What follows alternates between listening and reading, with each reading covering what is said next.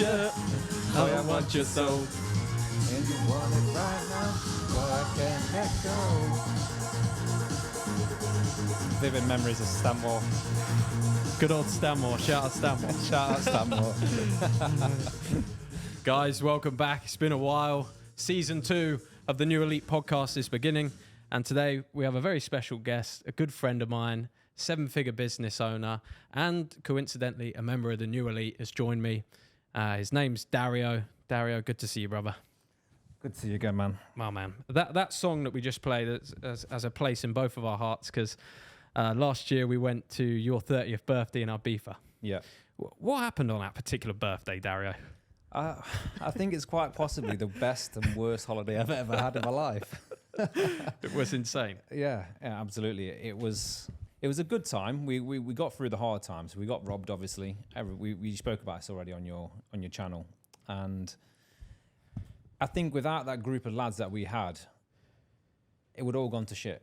I think everybody would have flown home on the first day after that happening. But I think we had such a good, strong group of friends on the day, on the time, that we just pulled it together. We had an absolutely insane 4 days despite what happened. Yeah, and what happened was, for anyone that doesn't know or didn't see that video on my channel, we got to Ibiza and it was your birthday. We were on the flight together. We're having the time of our lives, having some drinks on the flight, flashing the cash a little bit, I'd say. You like to dress nice. I like to dress nice. We've got Louis V bags, watches. And I think in the taxi on the way over to the villa, someone must have clocked us, or maybe a taxi driver clocked us. And we got to this villa, huge castle, turned up there, having a great time. We all go out.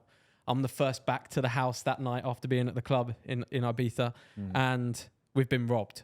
And all of our stuff got taken. So we had no clothes, no toothbrush, no bags, no nothing. I thought you lot were joking. I honestly thought you was all joking because I came back. I was on the way back and Jack Dixon rang me and he's like, mate, the villa's been robbed. And I thought, oh, yeah. It's one of those jokes everybody's having and I turned up outside the villa and I saw all of you just like going crazy outside the front of the villa. I thought, oh, shit. I just put my head in my hands. I was like, this is not even a joke anymore.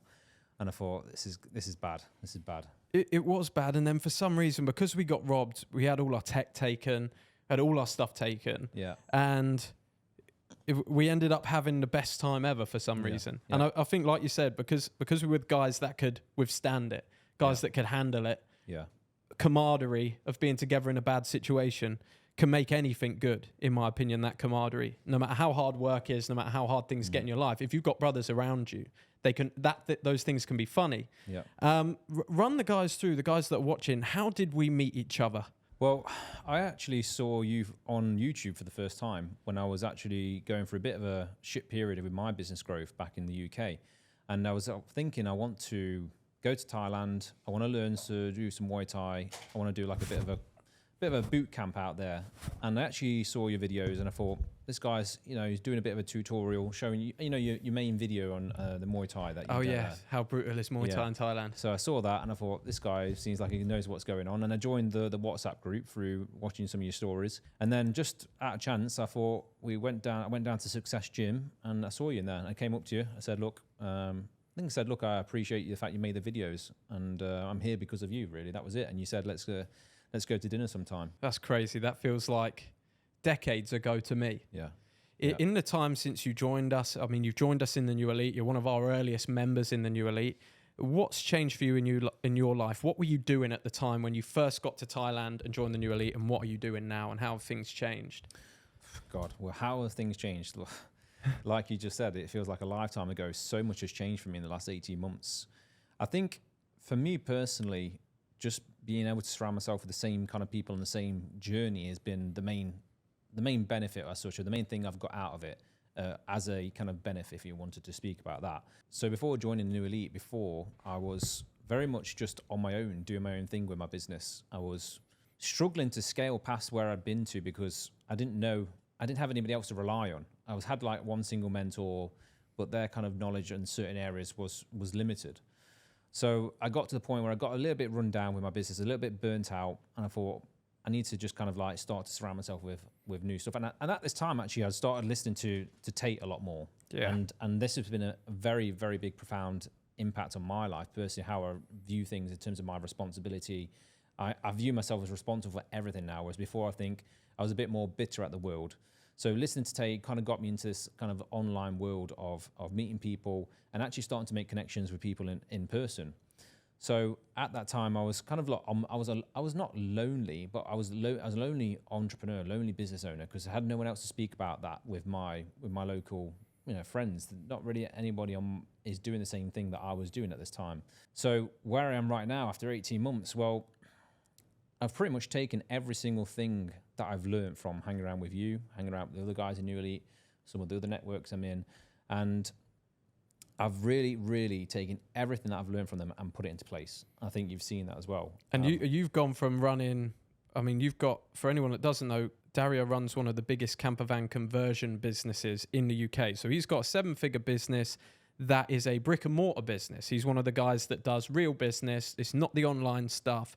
He's been doing it's set up an actual business from scratch, from originally selling camper vans for VW or doing the parts or something along those lines, I remember you saying, into starting his own business and building that from scratch. So you've built a lot of skills around actually building a business. And then when you came out to us, I believe you were having to work a lot inside that business. You are now somebody that has been, for the last month, totally removed from your business and living in another country? Yeah, absolutely. So the test that when I came out to Thailand was basically to see what the issues would happen, what things would arise, what issues would arise from me completely being on the other side of the world. And spending that year or so in Thailand highlighted all those things. It gave me a chance to improve them. But I just recently went back to the UK and I decided to implement every single thing that I'd learned in terms of online business principles into my physical business. And that has completely revolutionized the whole business model, 100%. So the last 6 months, I've been absolutely grinding it out in the UK.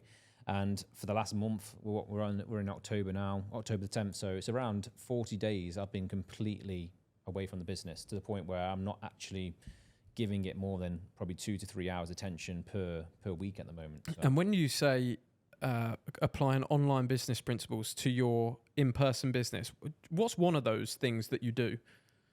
Absolutely more focus on the sales funnel. So a majority of the things I've learned from spending time with yourself as well is optimizing sales funnels, running ads, running social media campaigns, organic content, and applying that to my physical business has been an absolute game changer. The sales funnel, most of all, 100%, understanding marketing, Google ads, and implementing the kind of CRM systems. Everything is optimized for efficiency in the business now, and that wasn't the case before I went to Thailand because it was never needed really. I had to give myself that push to really want to implement it because it was a necessity when I moved away. Yeah. I had to kind of force the responsibilities onto my staff members. I had to give them the opportunity to take care of things, but I also had a lot more responsibilities come my way in other areas, which I had to support them with the work going into the workshop. How have you removed that controlling aspect of being this being your, because I feel this in business a lot as something you could help me with personally, that aspect of wanting to control everything, of it obviously being your baby, you've made it, you've worked in it, you've worked on it. How did you bridge the gap and become someone that can easily delegate? So this is something I had to go through, and it was a very difficult process. Very, very difficult because you are naturally inclined to care so much about your business. And 3-4 years ago, probably 3 years ago, 2 years ago maybe, I was extremely emotional about my business, extremely emotional about if people said anything wrong about it, I'd lash out about it. Or my reputation is 100% the most important thing about my business, and that's why we got to where we are. So I had to remove the emotion from it, and I kind of had to understand or speak to myself in a way where, look, it's just a business at the end of the day, and all it is there for me now is to learn from. It's a vehicle for me to produce money from, and it's also a vehicle to produce opportunities for my staff members as well. So it's not just all about me now.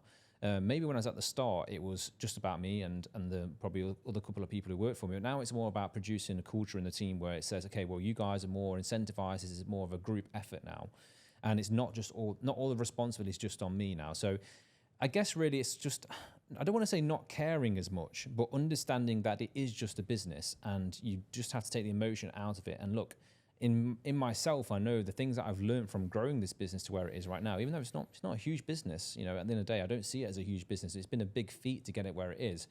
But I've just tried to take out the kind of emotional attachment to it. And if it failed, I wouldn't have any problems with that, because I know that everything I've learned over the last 7 years is so transferable. And in fact, it is, because that's what I'm doing right now with the other projects that I'm running. You're one of these guys that a lot of people, maybe they watch this and think, oh, Dario's a hustler. And I'd say you are. You're a hustler. You've raised yourself from nothing to something pretty quickly, and you work very hard. But you're also one of these guys that has had a lot of fun along the way, that definitely really enjoys himself, which I've seen, but has always stayed very on the straight and narrow. How do you do that? What's the split for you between enjoying your life and working on a business? And is it possible to become successful whilst not being in a monk mode, which I think a lot of people think you have to be in monk mode nonstop? Yeah, I don't agree with the monk mode, first of all. I think, like not everybody says, but I think you have to enjoy the process. I don't see the point in doing all this hard work if you're just slaving away all the time, and you're not actually enjoying any of the fruits of your labor. And I've always worked better. I've been more productive. I've got better results from times when I've gone away and I've recharged. I've done the things that I enjoy. And then I've done 2-3 days of what I like to do, bang, straight back into the business, full force. Because I think when you do all or nothing, for example, you kind of start to detest it. You start to think, okay, well, I'm not enjoying this anymore. Like if you go all the way down one path, you're like, oh, I don't want to do this, and then you kind of force yourself back that way. But when you're balanced, when you enjoy your life and you enjoy the process of it, you don't actually hate your life. And actually, one of the things that I've really taken away from your teachings or your videos is making work enjoyable in a way that when you go away into a hotel, that's something I would never have done before. I've never gone to a hotel and booked myself into a nice hotel and worked there. That would never have been something I did. But then I started to do it. And recently I took my mum to the raffles on the Palm, and I just worked in the hotel room all day. But it's like, well, I'm going to do this work anyway. May as well make the process of it being enjoyable. So now I think much more about how to make the process of working enjoyable. And that's worked out quite well for me. Yeah, that's big. And I first discovered that when I was, I believe it was when I was in Thailand, Bangkok, for the first time. Started living there, and I was seeing quite a few different girls, and I would notice that I'd work really well when they were just round in the morning after we chilled. Yeah, I'd have some girls round, be working, and I'd want to work harder, kind of show I'm this guy that just works all the time. That's how I discovered that, and that's also talked about in a book, Effortless by Greg McKeown, good book, about making work easy. What's on the horizon for you now? Why have you moved to Dubai? Where's the next level? The main reason for me moving to Dubai is it's not actually taxes, because that's not the biggest advantage for me. The main advantage is literally surrounding myself with people who want to work hard. There's no other way to put it, but there's a mentality in the UK that it's just lazy. It's a lazy mentality. Everybody wants everything given to them.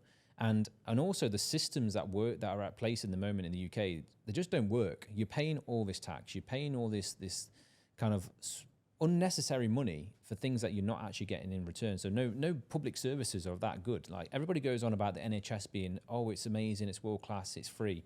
It's free, but it's shit. Honestly, it is. Like you try to get an appointment, everybody knows the problems, but nobody does anything about it. So I just thought, look, I've got an opportunity here. I want to work hard. I want to surround myself with people who actually want to work hard as well and collaborate on things. And it's just a clear night and day difference. You go here, you want to, for example, if you want to network with people here in Dubai, you shoot them a message and they're like, yeah, let's do it. There's no adversity to meeting up with other people here, and no adversity to doing business together. Whereas in the UK, everybody's like, they're all for themselves, and it's very difficult to do business like that. Here it's normal to win, right? It's like thanks, brother. It's do you want water? Yeah, please. Yeah. Here it's super normal to be a guy making money. Whereas in the UK, it's like super rare. Like you driving an M4 and M3 in the UK, that's pretty rare, right? When people see that, when people see you driving around your range or having a Rolex, for example, seems super rare. When you're here, it doesn't go on a scale. No, it doesn't go on a scale. For me, that motivates me. I enjoy it. I also find Dubai to be healthy, a healthy place. Yeah. Absolutely. One thing I've definitely found in the UK is even from a healthy eating perspective, there's no good options. Like here, you pick up your phone and you can have like 1,000 different options available straight away delivered to you. Like if you want to work hard, you want to be efficient, which is something that I really appreciate is efficiency and organization. Then this is the place to come. And look, everybody thinks that I think that everybody thinks when you move away from somewhere, it's like a permanent thing. It's not. Like if you don't like it, if you don't enjoy it, at least you've given it a try. You can always go back home. Yeah, let's touch on that for a second because you moved to Thailand, right? Yeah. We moved to Thailand. We moved into the same building together.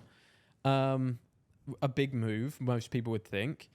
How did that play out for you? I know it probably didn't go exactly as you expected. What happened there and what was sort of the result to that? And was it as you expected? And yeah, what have you sort of learned from taking that risk? I think moving to Thailand was a fantastic decision. I don't regret not even 1% of it. I absolutely loved it. The problem with Thailand is, for me personally, as you know, I like to do business in person. I like to have a car. I like to have a decent place, and the problem with Thailand is it's just so difficult to do that. It's just a bit of a hassle, The visa situation is a bit of a hassle. But I'd go back there every year, no problem at all. Yeah. I've absolutely got some of the best memories of my life from Thailand. So Thailand is when you've made some money and you need to go and relax and take a vacation. Or if you've not made any money yet, is what I say. Yeah. If you've not made any money yet, Thailand's your place. If you've made some money, you want to go on vacation, Thailand's your place. Total freedom. Unbelievably fun, just doesn't have the infrastructure to support big business, big ideas. What businesses are you running now in Dubai? Because you don't just run one business anymore. And why have you decided to open up more businesses? I think the principles of any entrepreneur is running multiple businesses. So you have to call yourself an entrepreneur, you have to have multiple businesses. So I wanted to go down that route. I've always wanted to have my hands in many different parties, and I've got my business to a point in the UK where it's, okay, 2-3 years, we're going to sell the business. I've got the right infrastructure in place to do that.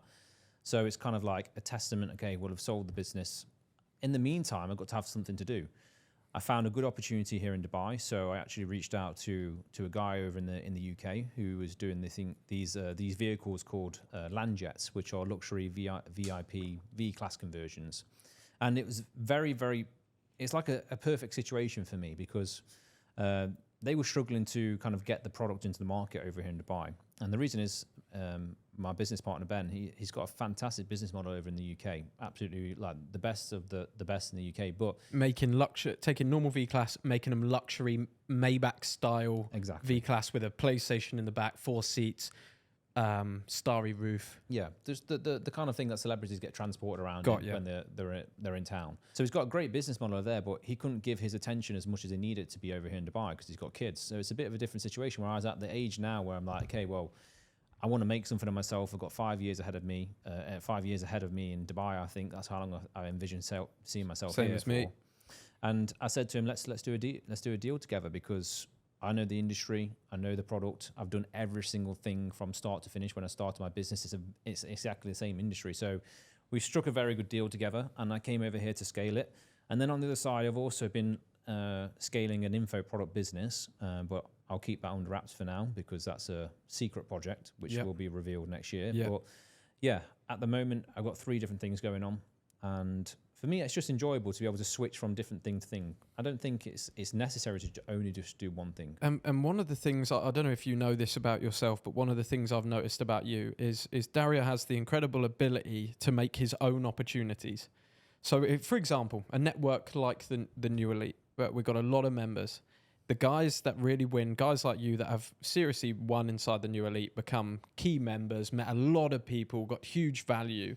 You create that yourself. And I've noticed the way you create that is Dario he never stops. He's always on the move. He's always going for something. And you create your own opportunities. You never sit and wait around for a handout to come to you. Doesn't complain, doesn't sit around and wait, doesn't expect everything to be handed to him. You became very good friends with me just through introducing yourself, being around, offering value. I remember at the start when me and Dario first met, he's in our network and Dario said to me, let me have a look inside your business. Let me give you a bit of consulting. We become friends from that. There's something to take from that. Be the guy that provides value. Be the guy that's always sort of on the move, looking for the next thing. How do you consciously in your head, do you notice that you do that? And how did you learn to do that? because you've created many opportunities for yourself. You weren't in the info product business. You've learned the info product business, whether it be from us, other masterminds you've paid for, you've implemented, and you've found your own opportunities. How do you do that? And how did you learn that?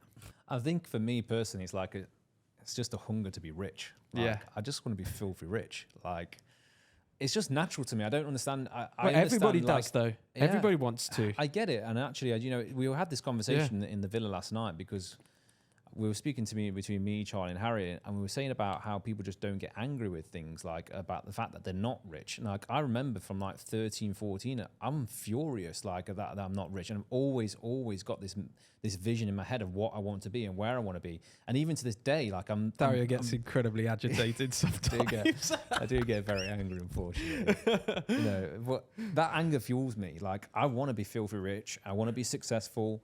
And to me, it's not hard work. It's just natural. Like, I enjoy it. I enjoy the pressure. Yeah. And I always go out there searching for it. No one's ever going to give you anything on a plate. I think people think that they're so deserving. When I look back at the way I scaled and started my business, I just had to go out there and make it happen. Like, a lot of people said to me, like, why are you starting a camper van conversion business? You've got no experience in it at all. I didn't know even how to use a drill. Like, I've never been a hands-on person. I knew I could make money from an opportunity, and that's it. And I went out there and made it happen. I literally put everything on the line to start that business. I took a £25,000 loan from the government without a viable business plan, without any knowledge of actually having how to do the conversion. But I thought, if I don't try, it's never gonna work anyway. So it's a complete loss straight away without trying. But I was ready to risk it and ready to go out there and just made it happen. And I think maybe you felt the same way, because at the end of the day, it was the same with me going all in on moving to Thailand and making a personal brand when I'd never done that before. There is no risk because we didn't have what we wanted. Yeah. So the only risk we had, we looked at 9 to 5s and the lives we were living and thought, this is the biggest fucking risk there is. Because if we stay here doing this, we're so fucked. I vividly remember sitting down in the car park of a place I went for an interview. I was sat in my Fiat 500, really cool car. Oh, Jesus. Yeah. Just, Max, drop in the video of Dario turning up today in the Mercedes. So I was driving a Fiat 500. Doesn't drive Fiat 500 anymore. No. And I vividly remember sitting in this car thinking, okay, I'm going to accept this job offer, but if I accept this job offer, I'm just going to be stuck in the system forever.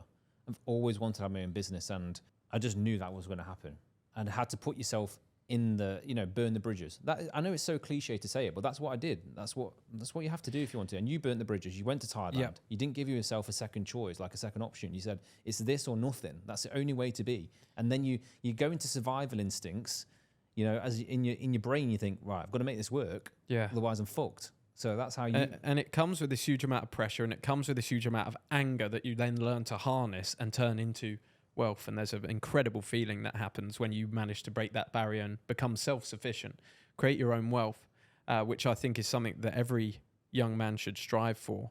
At what point did you start to feel like you've got the self-sufficiency? Because I knew that's one of the most empowering feelings that I've ever had, is self-sufficiency. Yeah, it took a little while for me, because you always think at the start, maybe it was luck. And the only way to prove it wasn't luck is to just do it over and over and over and over again. So I think if I did the actual maths on it, about 3 years into this journey now, since I left the UK. So I've been doing this. It took me from the moment I left the UK to do 10 grand a month profit, took me 6 months. 2.5 years, I've never dipped under 15 grand a month in 2.5 years. I've been going up. So I've delivered on my own promise over and over again. I'm still in shape. I'm still around. I kept my word. I've built a good reputation. I've made videos. I've moved halfway around the world. I've made incredible friends, good experiences. And over time, if you deliver on that to yourself, now I just know I can do it. I've learnt so much. I know how I did it. I've reverse engineered how I did it. I've improved it. And now I feel self-sufficient.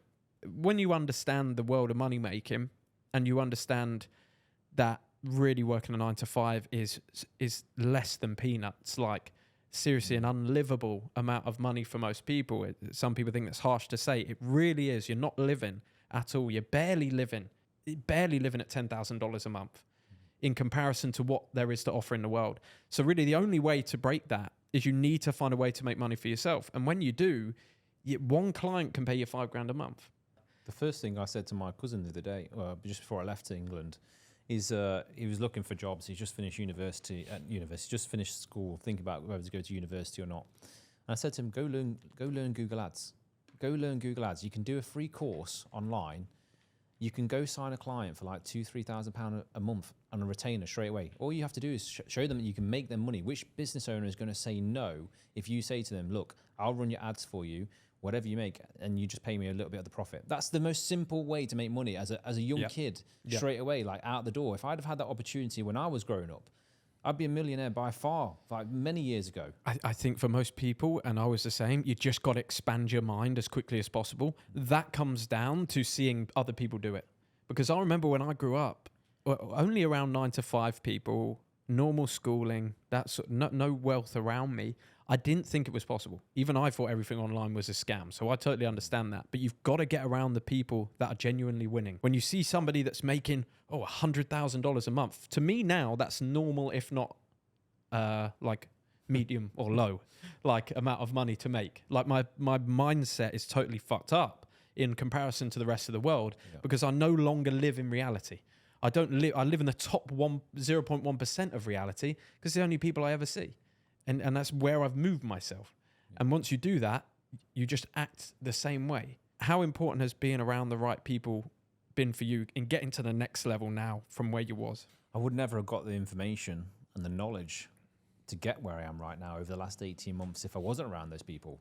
I think a lot of people underestimate just how powerful is networking. I saw one guy recently put on the story like networking's for brokeys. I think that's the most stupidest thing I've ever heard in my life. Like, sharing knowledge with other people is so valuable. It's super valuable. It's beyond comprehension how valuable that can be. Because if you think about it, I mean, even in the wars and military, one of the most powerful things is reconnaissance, like sharing knowledge. If you can be one step ahead of somebody else, then you can win so much more. I'm a strong believer that social skills will get you all the way. Like, absolutely. If you have one skill and it's incredible social skills, you're good. There's nothing worse than I've met a lot of guys like this who are top level entrepreneurs, but they have got absolutely no social skills and they can't be around people. And there's no point, like, I see them, they obviously just sit in the bedrooms all the time or they sit behind the screens and they come out into real life and they've got no confidence about them. They're just like, they're frail, they're weak, you can see it. It's and if you're like 1,000 years ago, you just bash the Reds in and they're gone. Like, there's no point in being like that. There's no point in having this kind of money if you're going to be such a weak individual. I think that's one of the things I've definitely learned from being in the new elite is how important it is to have everything, all your pots filled, like you said, the analogy that you say. You've got to have everything on point, not just being great on the internet and making lots of money. You've got to be in shape. You've got to be able to fight. You've got to do all these things. Otherwise, you're kind of like a one-sided person. Yeah, let's go into that actually on the aura of networking and how you network, because you're a fantastic networker, which I'm sure you probably know already. But Dario has made friends in various different industries, multiple multi-millionaires, guys very high up in business, all seem to like you and get on with you. How do you go about building worthwhile connections that lead to opportunities in the future without seeming like a brokey, like somebody that people wouldn't want to hang out with? I don't try to show off at anybody. That's one of the main things. I think a lot of guys, when they come to me, they try to show off about all the achievements, all the things. The first thing I do, I don't go in there trying to show off about who I am or what I've done. I don't even believe in myself that I've done that much. I've got a lot more to do. So first thing is I don't go and show off in front of anybody. I try to be as less weird as possible. I get so many, like we've spoken about this so many times, like there's so many guys that just don't have any social skills like we just mentioned, but they're just kind of like, they say stupid things and you think, have you thought about what you're going to say before you say it? So first of all, go and learn some social skills, go and actually spend time around more people, go outside. Watch The Godfather. Yeah, go watch The Godfather. Yeah, absolutely. Look at the way they conduct themselves and speak and dress. Listen more. Listen to what people are saying. Don't just butt into somebody's conversation. And a lot of it has also become from some of the meetings that we've had before, learnings from other guys who are good networkers. So I've just taken in.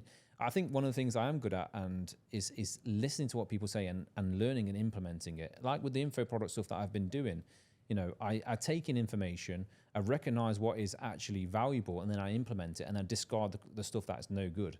And it's I don't know, I think it's also a bit natural to me sometimes, being able to connect with people. I think one of the things you do very well is you take interest in what somebody's saying, and you show a genuine interest rather than just listening and waiting for your turn to speak. A lot of people go on about providing value. Okay, providing value is a great way to network as well. For example, I spoke to you just a second ago before the podcast started. I said, when you're going out for a day with the boys, if you need my van, take it. I've messaged probably 20, 30 other people the same thing.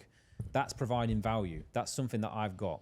It's cost me money, but in return, those will bring me back favors. They'll bring my notoriety up in my account with the driven land jets. It's all about providing value and returning it as well. Yeah. So that's the key to a good network. Let's use an example of this, of why you need a good network of stand-up guys around you. Dario can reach out to me, get me in his land jet, driving it around, promoing it, essentially for free. Without having to pay any fees to me, because I'm his buddy. I then also have the advantage of being able to use the land jet, which is a fucking awesome luxury vehicle that I can go around with. The other day you asked me to write a check for your villa because you hadn't got your checkbook yet, which I was able to do, and Dario could secure his villa. In return, Dario did a mentorship call for me with a guy in the New Elite that needed help with his taxes and his business. Now, that's just mine and Dario's relationship. Imagine if you've got 20 or 30 solid guys around you, you do really start to keep your power and your infrastructure within each other and really help each other out. And that's a very powerful thing. If you were going to give some tips to younger guys, going back to networking, aura especially, how does a young guy build his aura, his fashion? When he's starting in networking, should he go out and network straight away, or should he build himself first? When did you start? I think you definitely have to build yourself first and go into as many networking events as possible, but only networking events that actually relate to what you want to learn. One of the mistakes I made actually growing up is I used to go to a few networking events that didn't really have any bearing on what I was going through at the time. So, but in a way, you could say that they kind of gave you that experience as reps of going to networking events and speaking to people. So that's one way to do it. So going back to your question, definitely building yourself up first. I made a mistake of not being in shape when I was younger. That's one thing I've learned, that if you're actually in shape as a young guy, you can actually be, a bit more that kind of guy who walks in the room and then you recognize you get respect. You get respect for it, 100%. I totally agree with that you get respect for being in shape. Because we see guys even now. If someone walks into the room and you see, okay, he's dressed incredible and he's fucking taking really good care of his body, then you instantly got a level of respect with that person. Yeah. Cleanliness, hygiene, always good. How you dress is super important. Yeah. Super important, and you've got to have your own style as well. So don't just mimic everybody else's style. Dress well, dress smart, but dress to the occasion. Don't go overdressed. I've seen a lot of guys who go to networking events, they dress in suits, and it's not the occasion to wear a suit, so it kind of doesn't look right. And you've got to read the room a lot. You've got to understand that. That's what I'd say. Where did you start with sort of your fashion? You're obviously Italian, half Italian? Yeah, half Italian. Half Italian. Is there any baselines of fashion and style that you could give to guys? Things they should focus on, do or not do? Things you stay away from? You've got an interesting style, by the way. You've got a very unique sense of style that you've obviously made yourself. You like high fashion. Yeah. You like also looking traditional and mixing it.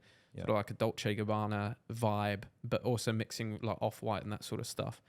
When a guy's starting out, fashion tips, fashion houses he can go to, perfumes, colognes, things like that. What would you sort of give as a baseline? So I always try to stay simple in terms of, if you're looking to dress well, simple things, simple like a shirt, nice trousers and some like basic loafers, like simple. You don't need to have all these different things all over the place. Then if you go into a different occasion, you can go down that route. Try to look smart when you go into this certain place. But also one of the tips I can give to younger people, or maybe if I was like 20 years old, 23, one of the things I did is I'd go to a decent shop. You don't have to go out to to high fashion, Dolce & Gabbana, etc. You can go to Reiss. You can go to Boss. Massimo. Massimo Dutti is a perfect example. I shop there all the time. Nice classic like style. It never goes out of fashion. Simple stuff. And dress into obviously the climate that you're in. That's a difficult one sometimes. So yeah, go to them and find one of the stylists and just say, look, throw away the embarrassment, because I've been there myself. You might feel like, oh, should I ask this other guy to help me dress? get rid of that idea. I've done it many times. So can you help me? Does this look right? Does this suit? Find out what looks right to other people as well as yourself. To people that are in fashion. Yeah, people that are in fashion. Ask them to help you, and that's their job at the end of the day. And if you can learn from an expert, you start to learn what colours go well with your skin tone. You start to learn what colours go well with each other.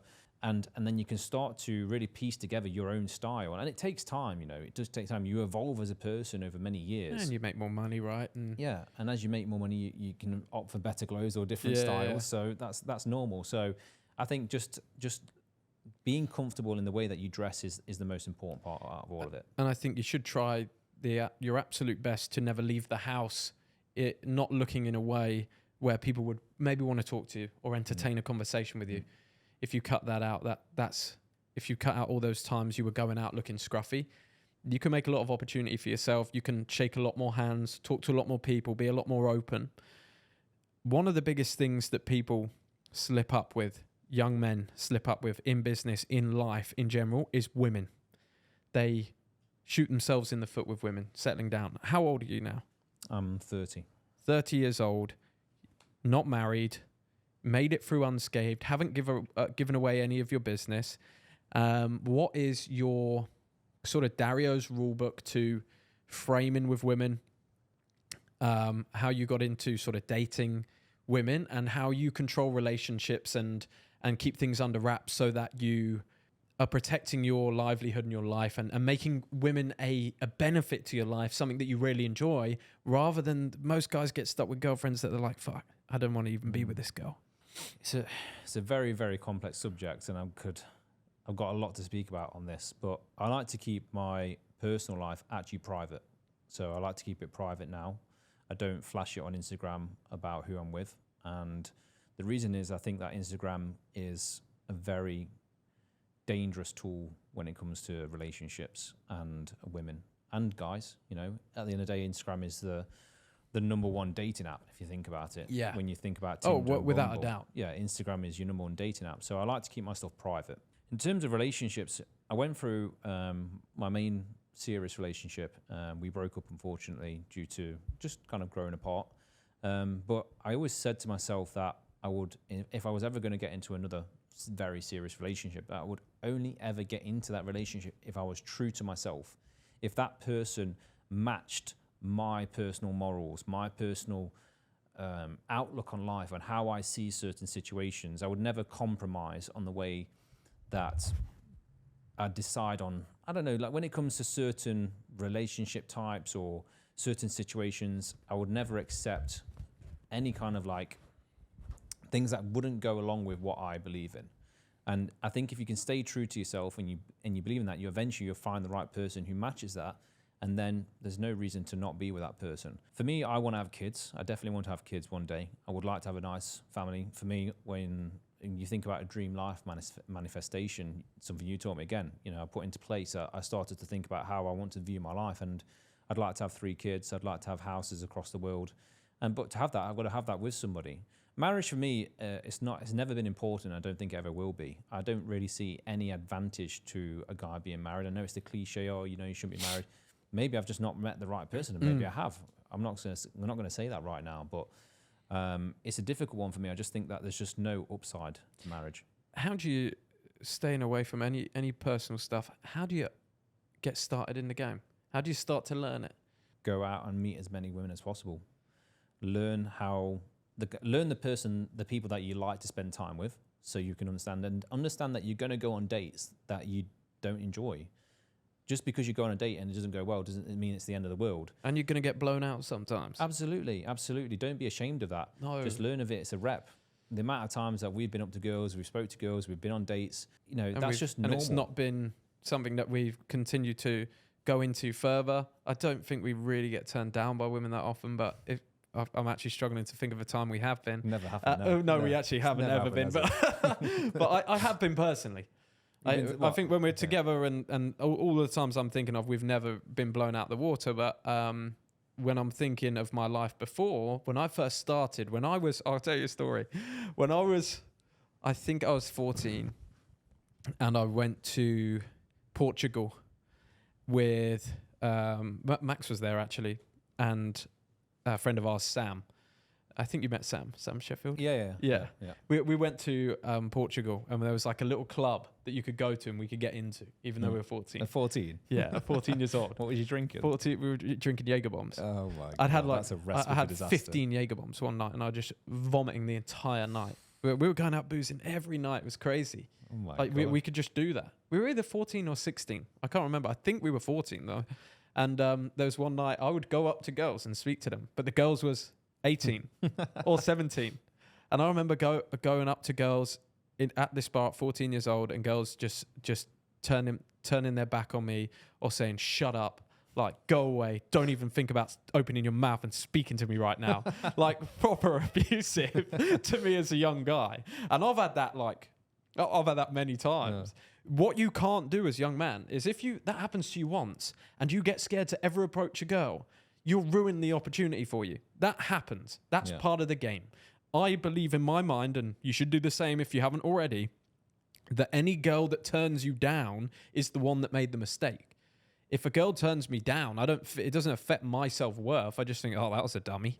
Like she must have been stupid or something because she missed out on opportunity. Yeah, I've never been upset by the fact I've been turned down. Never. That's a big one to get your head round when you're younger. I think a lot of things is going out and actually spending time outside. A lot of guys nowadays, they might not spend enough time out in social settings. Yeah. I think when I was growing up, like on a weekend, you'd have your fake ID, 17 years old. We go down Derby in the clubs and that. Everybody was out. We were doing the same thing. Yeah, and nowadays you don't see that very often. Like went down Derby and it's just absolutely dead. Like there's nobody out anymore. So I think a lot of guys don't go into many social settings. The younger guys anyway, they don't go into many social settings. So when they have the opportunity to speak to maybe a girl on the street or something, like it's a bit of a different situation. Maybe they've not had that experience. You just need to rack up the experience. You need to get together with some boys and say, I've heard it put this way before. Guys will do a 10 rejection challenge. So they're looking to get the first guy to get 10 rejections gets a prize or something. You do a little wager together. Yeah. So let's say you and just one buddy, let's say we're walking around the mall and we put a wager on the start. Okay, whoever gets 10 rejections first buys lunch or doesn't buy lunch, and the other one buys them lunch. When are we doing this? That sounds like yeah, we'll absolutely do that. We'll absolutely do that. We can do that together. But what that then does is frame the idea of rejection as a positive, making you not seem needy to the girl because you want to get blown out for the free lunch, and then you'll struggle. I believe you'll struggle to get blown out because you're trying to get blown out. Girls vibe it. Yeah, I'll tell you another thing about girls. Like girls can smell a mile away if you are needy. Oh, absolutely. They have a sixth sense for it. 100%. As soon as you. I'm just thinking back in my mind, the most wildest things with women has happened to me just after I've been with another woman. Like you've been with another woman and then you leave her or you go somewhere and it's like catnip. Suddenly every girl wants to sniff because you're done. You just fucked. You're not looking for it right now. Then you find yourself out and about and you're like, whoa, I can't get rid of the girls right now. It's like when you've got a girlfriend. It's like when you have a girlfriend, for example. Every girl wants you. It just every happens. girl is just throwing themselves in front of you. I've been through that, honestly. The facts where, you've got to be careful with that stuff, man. Like women are fucking dangerous. They play just as many games as guys do. They play more games, if anything, and they love competition. Women love competition, and if there's no competition there, girls get turned off. Yeah. So that if the moment that you make your girl feel, if you're in a relationship, you make her feel like there's no competition, that's it. She's going to get turned off. Yep. It's just normal. You'll never, ever lose a girlfriend by going off them yourself. Like you'll never, ever lose a girlfriend by showing less interest. You'll never, ever lose a girlfriend by showing interest in somebody else or having other girls interested in you or staying on top of your vibe. The only way you ever lose girlfriends is by 100% committing your whole soul and life to them, making them your everything. They should be a small and important part of your life, but all the same, a small section of your life that is good for your fulfillment. But if it ever isn't good for your fulfillment, if it ever doesn't make you feel good, if it is more hassle than it's giving you in reward, then you very easily have the ability to cut it off.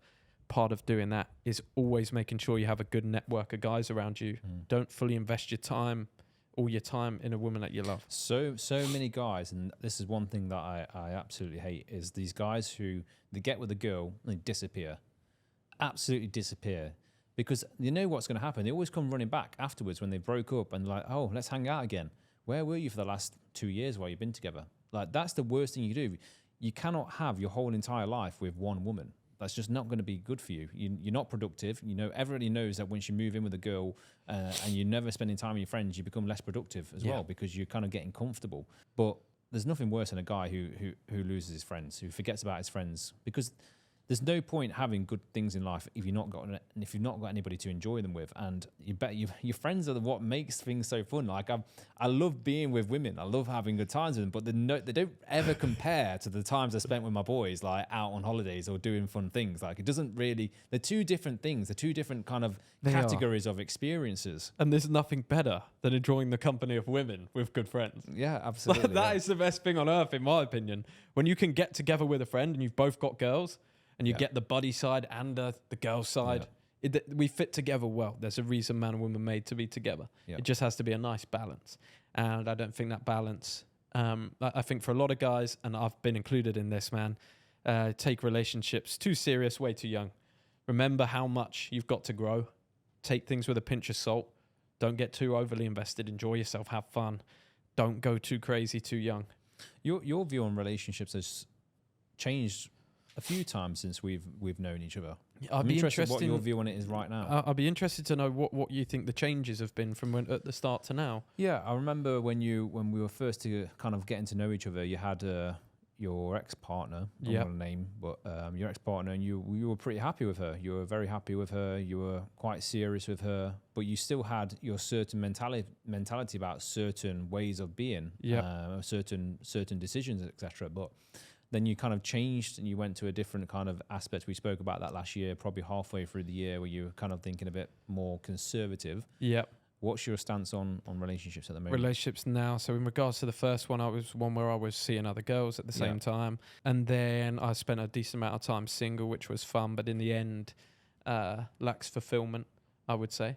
And then I got into a relationship where I tried to do the whole multiple girls things, and it was just creating too much stress for me to handle. And I was enjoying the time with the particular girl. So for me, my opinion has changed a lot recently, to the point where I actually realized my entire life I've been jumping, basically relationship hopping.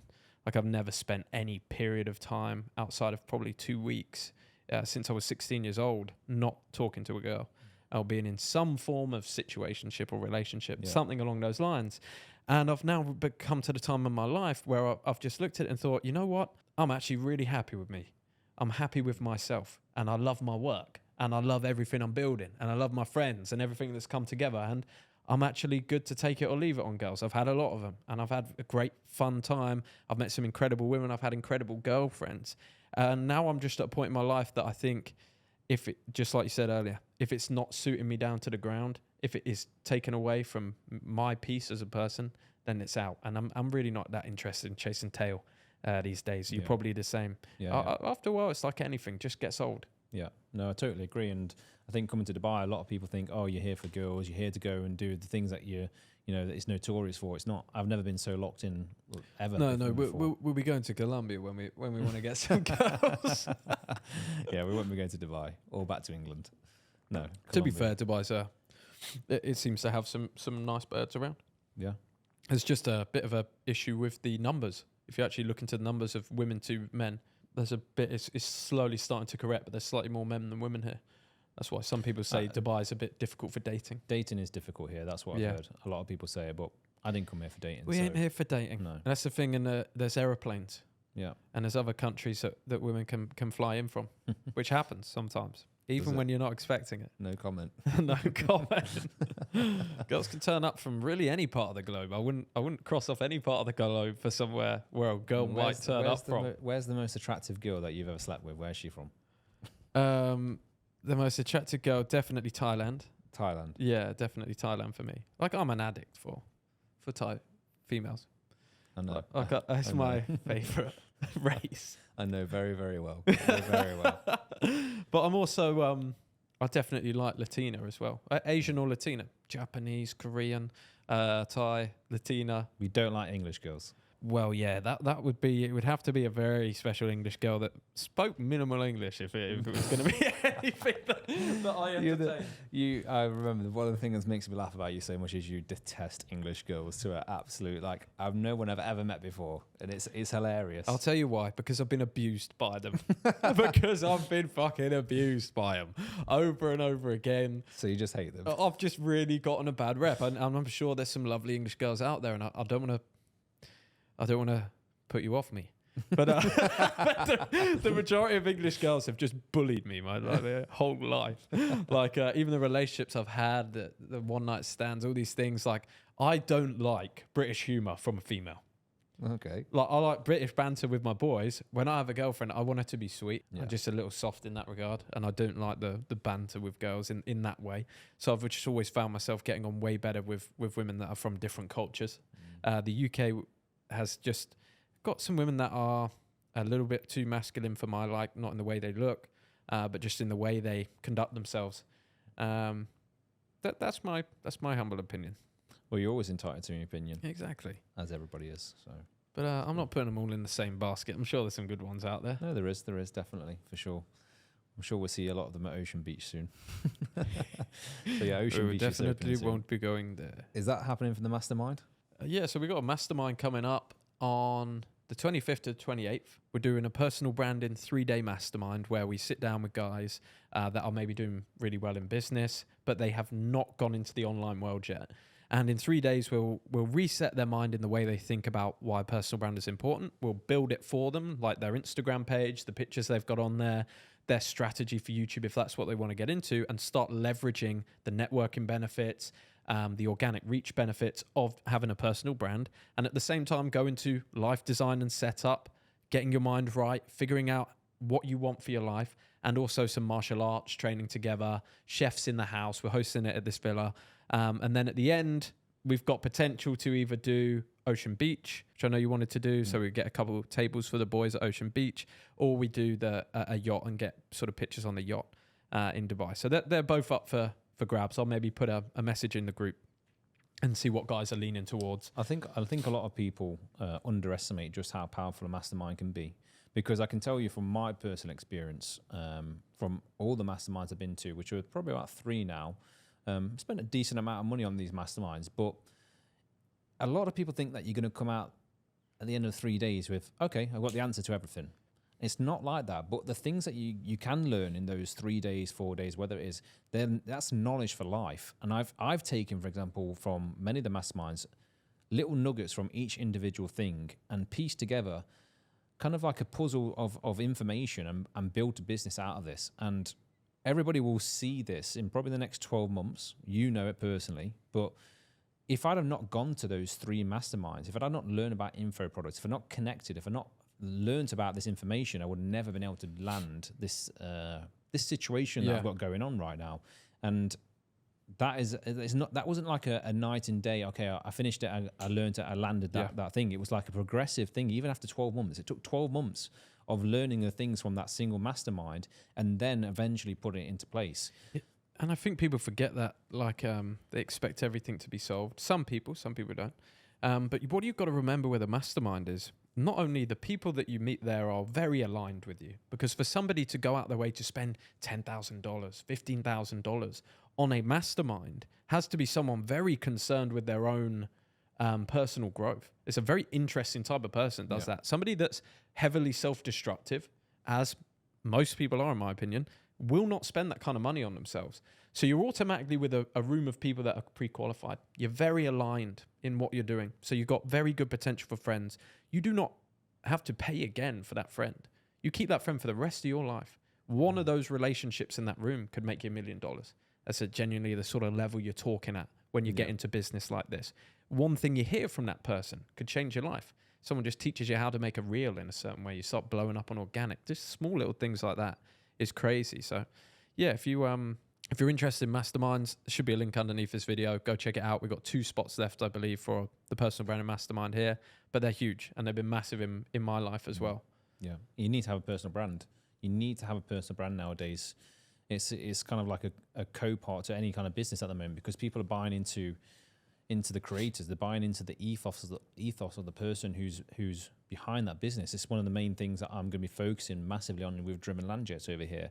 I want to be recognized as the guy to go to supply with luxury vehicles, and I want to show people the journey of building this business from absolute scratch.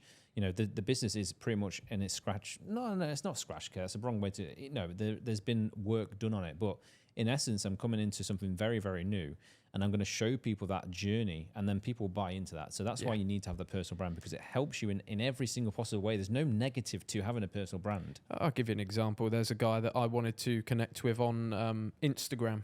He's got like 300 and something thousand followers, and if you're your average person, he's getting so many messages. He's not bought his followers. He's organic. He's a fairly big influencer. If you're not on the same level, you can't get in there. He's not going to reply to your DMs, and he's certainly not going to want to hang out. For example, if you have a brand, you've built something in public and shown people, they instantly respect you. They believe what they see online, and if that fits with your personality and is down the line, it's on the straight and narrow, and it fits with you, and you've done it. What's the word? You've done it truthfully, and you've built a good personal brand. I went to message him. He'd already messaged me. I just hadn't seen it in my inbox. So instantly, the person I want to connect with and talk about how he's making videos, how he's making stuff on Instagram, I send him a message. He instantly replies, "We got a call on Saturday together." Yeah. Just a call to connect over business and talk content. That's the power really of a personal brand. And that's why so many guys that have already got money are looking at building personal brands. Before we wrap this up, Dario, you have had some crazy experiences in your life up into 30. What, just a couple of experiences you think guys should really focus on getting? Like what are two of your experiences you look back on and think, wow, I'm happy I did that? That's a very, very good question. Very good question. I think you've got to go have a lad's holiday. I know it sounds cliche, cliche, but you've got to enjoy the times with your boys whilst you're young. That's made me, it's made me I've had great fun through them experiences, and you build good connections, you build strong friendships with your boys, you have good times, and you'll never be able to do that when you're older. Who goes on lads holidays when they're older? Like, you have your dads and that might go on a reunion, but you've got to have your lads holidays whilst you're young, 100%. Yeah. And I think the second one for me personally, has been buying a very nice car. It's an experience. When you start to make some money, getting into a nice car every single morning when you're going to work or you're just looking at it, for me, that's like one of the main experiences that I can have. When I bought my M3, when I bought my Range Rover, it kind of like just gives you that push to carry on going, and to be able to say that you've owned that kind of car at a young age is a big feat, I think. And I think it's a nice thing. It's a sense of achievement. It's a sense that you've done something good in your life. What's the importance of watches? I've heard you talk about this before on your YouTube channel. Watches is a personal. Obviously, everybody loves. Well, not everybody, but a lot of guys like watches, like myself. It's a sense and a sign of milestones for me. I've had 3 different watches. I had a Submariner, and then I had a GMT, a Pepsi, and then I've got this one, the Olive. And it's a milestone for me personally. It's a milestone in the sense when I've hit certain achievements in my life, and also it's in a conversation opener. I would not have been able to open certain doors that have been open for me because of if I didn't have my watch on. I know it sounds ridiculous, but it does, and it does happen. As soon as you meet somebody, you look at the watch and you think, okay, when you kind of estimate. I don't want to say you estimate somebody's ability by their watch, but it's definitely like an instant qualification. Oh yeah, it's a pre-qualification of somebody. 100%. We can cut through any bullshit. People judge instantly, and we all do. Yeah. No matter how much we want to say we don't, we all do instantly. And if you got a nice timepiece on, it just says you've done something. It says you've done something, and it might be worth listening to you for a second at least. What would you say is a good timepiece to get, where you're not wasting your money? I don't think you can go wrong with a Submariner. Yeah, Submariner is a fantastic watch. I'd buy another one straight away. I love the new Cartier as well. You've also got a Cartier Santos. Yeah. But for me, Submariner, classic, not wildly expensive. You can wear it every day, and it's also dressy. for me, I'd love having some Marin again. I really want the Pepsi at the moment. Yeah, the Pepsi. Yeah. And that's another great watch as well. I just think the Pepsi's awesome. Yeah. I seen your Pepsi. I don't think I saw your Pepsi, but I saw Matt Wrigley's Pepsi. Yeah. I think it's got such a nice form for a watch. Is it the same as this? This is a GMT Master 2. It's the same. Yeah. It's the same bracelet. Yeah. What's that bracelet called? That's the Jubilee bracelet. Jubilee bracelet. So it would be the same form factor, but it would just be just be Pepsi colours and silver. Yeah. Beautiful watch. Well, my man, it's been an absolute pleasure. Guys, go and check out Dario's accounts. Go and check out what's your Instagram and your YouTube. Yeah, it's at Dario_Quaccarelli. I'll link it if you link it underneath the video. Link in description. Just check it out. Sorry. Second name. Just a link in description underneath. Yeah. It's been an absolute pleasure, my man. Looking forward to our time here in Dubai. You're living with New Elite guys. I'm living with New Elite guys. We live about 20 minutes away from each other, and we're going to absolutely tear it up. I hope to have another conversation with you in a year's time and see that we're absolutely just conquering the world. So we will 100%. It's been awesome, my man. If you want driven land jets, that's the business name in Dubai. You're now doing rentals on the card? Yeah, so we also do private chauffeur rentals. So anybody who's arriving in Dubai, we can do airport pickups, airport drop-offs, full-day bookings, 4-hour bookings, whatever you need, luxury transport for anybody coming into Dubai. Just drop me a message on Instagram or follow our Instagram page or a WhatsApp account. It's very, very easy. Great prices and fantastic service. And for any guys in Dubai, if you want one of these, you're selling them as well. Yeah. So you can get your custom vans made with your name stitched in the leather and all that sort of stuff. I'll probably look at one in the future, because what you can do is you could shoot a podcast in the back of these things. You can work in there. You could just drive around all day hanging out in there. It's so productive. Awesome. So productive for any entrepreneur who's on the road in Dubai. Everybody knows how bad the traffic is here. You can have your driver, works for you. It's about £800, £900 a month for him to work for you full time. You've got the van. It's the most productive vehicle and great return on investment in terms of your travel time, especially here in Dubai. So yeah, anybody who's looking for that, just drop me a message. Epic, brother. It's been a pleasure, lads. We'll see you very, very soon on the next one. It's been awesome. Let's go.